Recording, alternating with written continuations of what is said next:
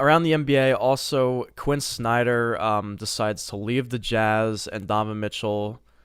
I don't know. We don't really know what he wants to do in Utah because he's gonna be a free agent soon, and the Jazz lost their coach, and clearly Quinn Snyder realized that this team isn't good enough to win a championship. We know that the Jazz have a lot of issues. A lot of people point to Gobert, point to their horrible wing defense. But we see Donovan Mitchell at Ranger games and Mets games all the time. He badly wants to be in New York. So is he gonna be a Knick this summer? Is he gonna be traded, or is he gonna be stay put in Utah for another year? Well, I guess we can only hope as Knicks fans to trade for Donovan Mitchell. It seems likely that he will be traded and move on in some way. And I say that because Quinn Snyder resigning seems like an indication that this Utah team is in desperate need of a rebuild. They had this run where Snyder, I think he's actually made the playoffs the most consecutive seasons out of any current head coach. I think it's been 6 consecutive seasons making the playoffs. That's for Quinn surprising. Snyder. So he's been able to do a lot with this Jazz team who drafted Rudy Gobert in the second round, got Donovan Mitchell at the end of the lottery. This is a homegrown team that was not really designed to be a great team, and they've done a lot. I mean, Mitchell has had amazing performances in the playoffs. Rudy Gobert has won multiple Defensive Player of the Years. Quinn Snyder has been a Coach of the Year candidate. I mean, they had a nice little run here with their team. It just wasn't good enough to get over the hump. They played in an era with a Golden State dynasty. They played a lot of great teams in the Western Conference. And ultimately, their duo of Donovan Mitchell and Rudy Gobert just was not good enough to get them any farther than the first or second round. So Quinn Snyder now resigns. The finals. To me, his resignation points to the idea that he just doesn't want to coach a team that's not going to have Donovan Mitchell or Rudy Gobert on it next year. And he's good enough of a head coach where he can pretty much get hired anywhere that has an opening, and they weren't going to fire him because, I mean, you fire Quinn Snyder, it just seems like a mistake. So what I think he will do is I think he will sit out a little while and wait for Popovich to retire and take that job. To me, that seems like the move for Quinn Snyder. But in terms of the Jazz and Donovan Mitchell, I think they need to trade him and need to go into a rebuild because you're not going to get any better than you've already gotten. I mean, they were the 1 seed 1 year, right? I mean, they were completely at the top of the Western Conference and weren't able to get anything done. So you're not going to go anywhere but down from that point. Your stars are unhappy. They're going to have to rebuild. Donovan said he's shocked and unsettled by his coach's resignation, so he probably doesn't want to be there anymore. And they're just going to have to put together a trade package that makes sense. Now, if you're doing it with the Knicks, it's going to have to be for Julius Randle to make the money work. If you're the Jazz and you're going into a rebuild, you probably don't necessarily mind taking the Randle contract and having him as probably your best player heading into next season. Randle, so that's kind of a disaster for them. But if they're going to just go into a rebuild, they have to do it anyway. Small it just markets depends stay losing. on what the Jazz are able to get for Donovan Mitchell other than the big contract they're going to have to acquire. Could they make the Knicks give up a player like, I don't know, Obi Toppin and Emmanuel Quickly? Could they entice them to do that? I don't know. I mean, they're probably going to ask for a player like RJ Barrett. I think before last season, it could have been, worked out. But at this point, Donovan Mitchell is not worth RJ Barrett and other things. If it was a 1-for-1, obviously Donovan is better. But a huge trade package, you're not throwing in RJ Barrett as an asset. He's just too good at this point, too necessary for your team. So I think it's going to be tough for the Jazz to get exactly the right value for Mitchell. I think they're going to have to settle for a different deal. We'll talk about some other teams that could potentially trade for him. But if you're looking at the Knicks, it's going to be for Julius Randle, and I would be fine with that. A duo of Donovan and Barrett is fine with me. I would be very happy with that going forward. But It Yeah. just depends on the other players they're able to get. Yeah, I was looking at some trade like mocks. What I found this article: two major trades to send Donovan Mitchell to the Knicks. So I'm gonna read you the first one. You will tell me if you like this deal or not. As a Knicks Okay. fan, the Knicks will trade D Rose, Fournier, 2023 Mavs first, and the Knicks 2023 first, a 2025 first, and 2027 and 2029 first.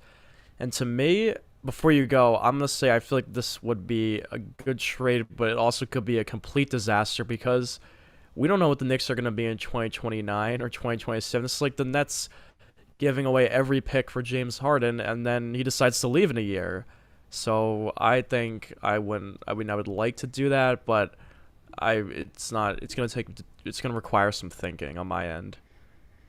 I don't think you can do it. I think you have to get the picks down. I think they could counter with just the players and maybe 2 draft picks Yeah, I don't for know the why four future. picks are there. Because To he's me, not good enough to be traded for 4 picks. right. And when you look at the other trades that have been done, comparing him to James Harden, a former MVP, Yeah, Donovan's he's not worth at that level. value. No. So I think they can get the trade down, lose a couple of those picks at the end, and I'd be fine with it for the rest of it. Yeah. Now the second option for this, whoever wrote this, this is garbage. It's RJ, Reddish, Toppin, Fournier, and the 2023 first, all for Mitchell.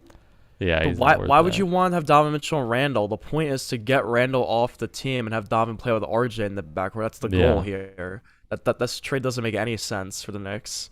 It's good for Utah. You're getting RJ, Top, and Fournier. You're getting good pieces. Maybe the Jazz can make the playoffs and salvage their season if they did this deal. Yeah, but that's the thing. The trade can't be good for Utah. Any of the team that's Well, they're gonna trading want away, it to be good. Well, they're not just gonna give him away for free. It has to be no, somewhat okay, good but for listen, them. the team that's trading away their star player Always when they're loses. not a top 10 player in the NBA, they're always going to lose the trade. Because Yeah. you're not going to give up 10 draft picks for them, and they're not good enough to trade for the other team's best player. Like RJ Barrett is the Knicks' most important player. You're not going to get them to trade him away and other things just for Donovan Mitchell. So I don't know. I mean, if the Jazz had other young assets to give up in addition to Mitchell, maybe you could somehow work it out. But exactly like you said, the point is to put Donovan and RJ together. And the Jazz, they just lost their head coach. They're going to have to do a rebuild. They're going to have to take on Randall if they end up trading with the Knicks. But that's what they have to do. It's the position that they've ended up in. If he doesn't get traded to the Knicks, I feel like it's unlikely he will. I mean, I can hope. There's like a 10% of hope. But where would you want to see him play next year if he's not a Knick? I mean, a contender. What contender do you think he'll end up on if he does end up getting traded this summer? Well, it seems like Miami is the team everybody thinks he'll end up on.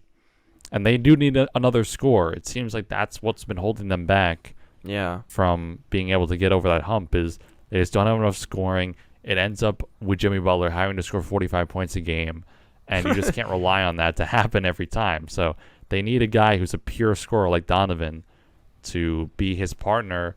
And, I mean, that's a better duo than RJ and Donovan. So Of course. I mean, I'm not it saying the seems Knicks like- were going to win the championship with Donovan, but it would have No. been a nice like playoff team potentially.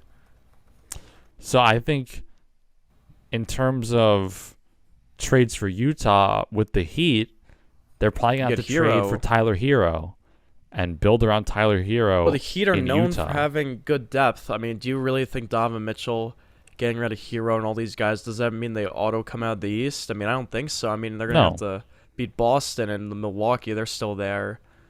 But I guess I guess you could give away Hero, Duncan Robinson, and I don't know, a pick or something. What would Utah want besides Hero? Yeah, I mean, they're going to want draft picks. Other than Hero, Miami does not have a lot of young assets they can give up realistically. Yeah, but the goal, you got to have Bam, Jimmy, and Donovan play together. You can't get rid of Right. the other two. Yeah, I mean, that's the thing with the Heat is they have a lot of role players that they've gotten a lot out of. Duncan Robinson, Strus, freaking Gabe Vincent. Like, these people are not trade assets, but they've been very good.